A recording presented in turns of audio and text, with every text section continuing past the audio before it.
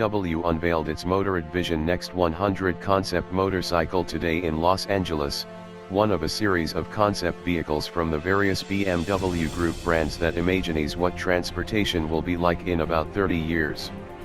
The Vision Next 100 motorcycle is a radically different conception of the genre, more virtual reality than our rigidly traditional motorcycling present. It clearly looks like a motorcycle, and there are BMW-specific styling hallmarks thrown in for good measure. It's a zero-emission concept, of course, but there's still a lump where the engine would normally go. Instead of horizontally opposed pistons, there are shape-shifting ornaments that help block the wind.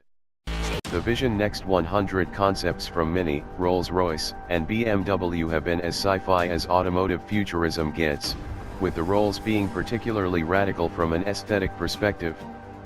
But the Motorrad concept is radical in terms of how it changes the fundamentals of motorcycling from concerns about safety to the mechanics of the riding experience itself. Like the other Vision Next 100 concepts, don't assume that this is a serious proposal for a production-ready bike utilizing these systems, but rather a purely theoretical look at what might be.